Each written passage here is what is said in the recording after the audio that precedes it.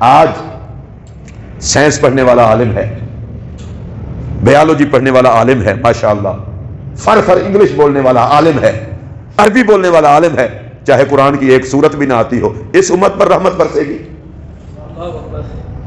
Science پڑھو، English سیکھو، French سیکھو، فارسی سیکھو، عربی سیکھو، ہاتھ جوڑ کے کہہ رہا ہوں اس سے پہلے محمد کا قرآن سیکھو۔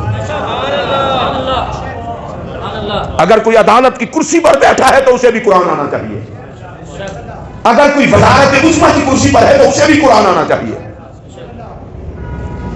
عزت وہ تلاش کرتے ہو کہ جو رسول اللہ کے نوکروں کی ہوا کرتی تھی۔ جس دور کا حکمران مسجد کا خطیب تھا اس دور کو دور صدیق اکبر کہتے ہیں۔ اب اس پر کوئی نہیں بولے گا۔ جس دور کا حکمران مسجد کا خطیب تھا اس دور کو دور فاروق اعظم کہتے ہیں۔ جس دور کا حکمران اور خلیفہ مسجد کا امام اور خطیب تھا اس دور کو دور عثمان غنی کہتے ہیں، اور جس دور کا امام اور خلیفہ خطیب تھا مسجد کا اس دور کو دور علی کہتے ہیں۔ بلکہ اگلی بات کرنے لگا ہوں، جس دور کا امام کائنات کا حاکم تھا اور مسجد کا خطیب تھا اس دور کو دور محمد کہتے ہیں۔ تم ابھی اس چکر میں ہو جی مسلمانوں سے کوئی غلطی ہو گئی ہے، غلطی نہیں ہوئی۔ بے ایک وہ دور تھا جب حکمران رسول اللہ کے بعد آقا کی پاک زندگی تو سبحان اللہ، آقا ہماری دین و دنیا کے حاکم، ریاست مدینہ کے حاکم، آقا جیسا خطیب کوئی نہیں، حاکم کوئی نہیں، پر پاک محمد نے جو حکمران تیار کیے تھے زمانہ دیکھ رہے صدیق اکبر کو، لاجواب حاکم بھی تھے اور منبر نبوی کے خطیب بھی تھے، مصلی رسول کے امام بھی تھے۔ جس دور کے حکومت کرنے والوں کو سورہ کوثر نہ آئے وہ عزت تلاش کر رہے ہیں مسلمانوں والی، جن کی شکل سے جو ٹماٹر لگے۔ اب نہیں بولیں گے آپ، اب آپ کو دورہ پڑ جائے گا، کیونکہ نبی والی بات یاد کرائیں کہ آپ کے لیڈروں پہ زیادہ آ جائے، پھر مولوی کو تو گھور گھور کے دیکھتے ہیں۔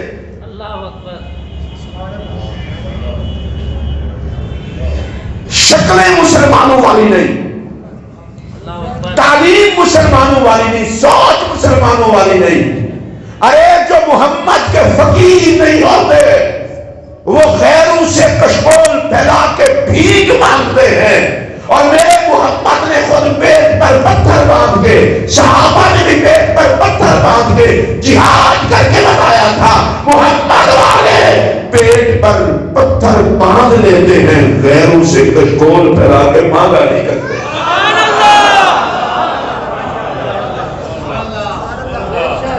بھگتو پھر جس طرح کے کرتوت ہیں، اللہ نے حکمران بھی ویسے دیے ہیں۔ ابھی تو شکر ہے، مجبوری ہے، مولوی کے پیچھے نماز پڑھنی پڑ جاتی ہے، وگرنہ یہ رعایت بھی آپ کو مل جاتی۔ مولوی تو کوئی اتنا اچھی چیز نہیں ہے۔ صدیق اکبر حضور کی سیرت اور صورت کا مظہر، اور جو خطبہ خلافت یوں دیتا ہے، کہو نبی کے صحابہ اگر اچھا کام کروں تو میری مدد کرنا، اگر دیکھو میں کام ٹھیک نہیں کر رہا تو مجھے سیدھا کر دینا۔ کیوں؟ حضرت صدیق اکبر نے کہا عزت حکمران کی نہیں ہوتی، عزت محمد کے نظام کی ہوتی ہے۔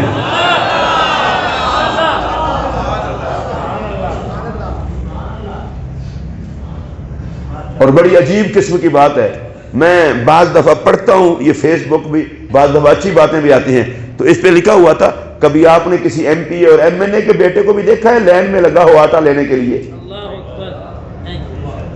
ظالموں، ملک سارا لوٹ کے کھا گئے، ملک میں ایمرجنسی بھی آ جائے کروڑ، دوسروں سے قرضے کیوں مانگتے ہو؟ جو لوٹا ہوا ہے واپس کر دو۔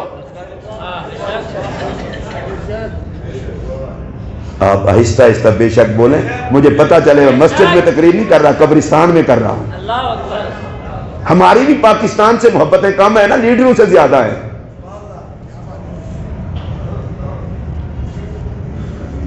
باپ دادے کی وراثت سمجھی ہوئی ہے، نانے دادے نے لوٹنا شروع کیا تھا، پوتے سر پہ آ گئے، اور ہم اب بھی جیوے جیوے کے نعرے لگا رہے ہیں۔ تو دو ہی چیزیں چل سکتی ہیں، یا تو ان کا طریقہ حرام چل سکتا ہے، یا پھر محمد کا نظام چل سکتا ہے۔ یہ جرأت نبی کا دین دیتا ہے۔ حضرت فاروق اعظم رضی اللہ تعالیٰ عنہ خطاب کرنے کے لیے تشریف لائے۔ آپ نے جوڑا پہنا ہوا تھا نئے کپڑوں کا، بندہ ایک کھڑا ہو گیا، کہا عمر خطاب بند۔ وہ جو حصہ تقسیم کیا تھا مال کا، اس میں آپ کے حصے میں تو ایک کرتے کا کپڑا آیا تھا، یہ شلوار کہاں سے آ گئی؟ پہلے اس کی وضاحت کرو، پھر خطبہ دینا۔ حضرت عمر کو جلال نہیں آیا، کیس نہیں بنوا دیے۔ حضرت عبداللہ ابن عمر کھڑے ہوئے، کہا اس کا جواب میں دیتا ہوں، یہ سوٹ تب بنا ہے کہ میں نے اپنا حصہ اپنے باپ کو دے دیا۔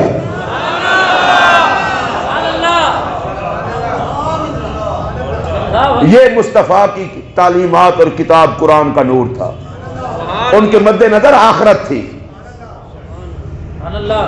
حضرت فاروق اعظم کے دور میں ایک گورنر کی شکایت آئی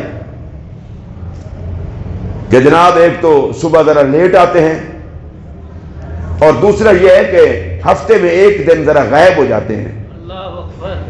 فاروق اعظم نے جواب پوچھوایا، سنیے۔ انہوں نے کہا حضور تھوڑی سی لیٹ اس لیے ہو جاتی ہے، میں اپنا کھانا خود پکاتا ہوں،